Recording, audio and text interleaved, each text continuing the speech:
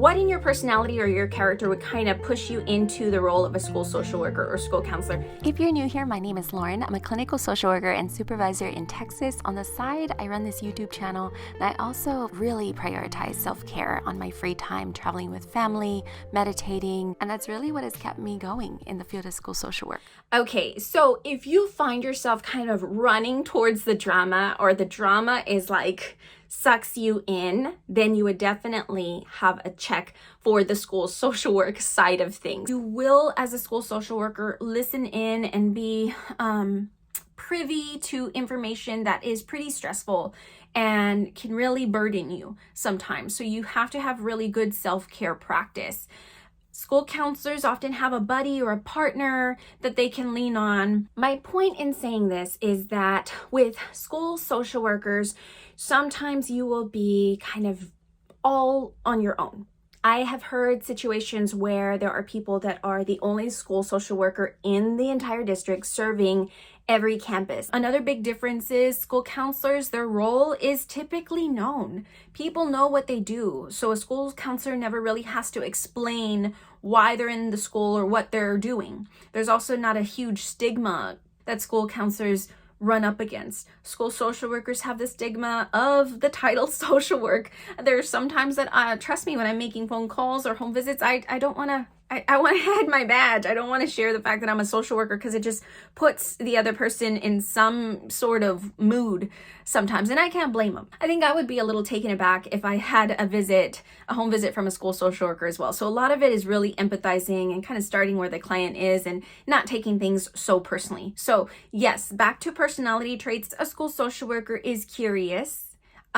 We tend to do well with handling stressful situations, stressful stories, crisis situations. If that's you, check, you're down the right road. If it's not, and it's your passion to be, then definitely go into your MSW program and find a program that will teach you specifically school social work, because you will need an internship in the schools, or at least some experience in the schools, in order to be competitive in that field. I think based on the coursework, I probably would have chosen a Master's of Education degree in school counseling. What I did know before all of this, and what really stopped me from going into school counseling, I'll be honest, like the requirements in order to apply or be eligible for application to actually get pulled for an interview, is that you have to have, at the time that I was job searching, it might be different now, but it's 3 or more years of school teaching experience. But as an introvert, that is 1 year too many. So the jobs are pretty scarce among school social workers. I do find that once a school social worker has locked into the career of school social work,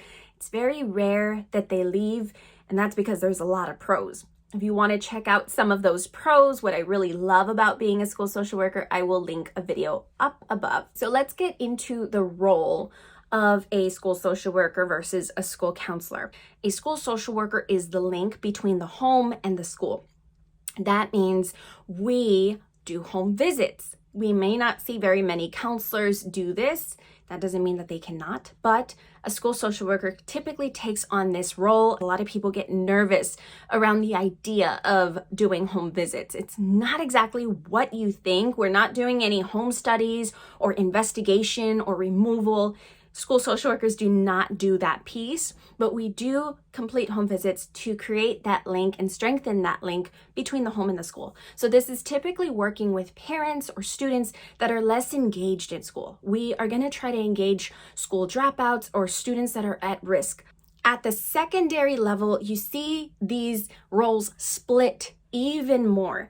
And that's because a school counselor at the secondary level is now tasked with setting up assessments, testing, they're bringing in college campuses, they're setting up college and career fairs, they're doing a lot of those things. Not all school social workers are going to do individual type of sessions or therapy. Some do, depending on your state, but not all. But there is a lot of guidance, a lot of coping skills that we're teaching. We run a lot of groups here for secondary schools, and there's case management as well. This is giving and helping fill the gaps for students and families. I hope that this video was helpful. I can't wait to read your comments down below. Next week, I will be sharing another vlog because I know y'all like to take a peek into the day in the life of a school social worker.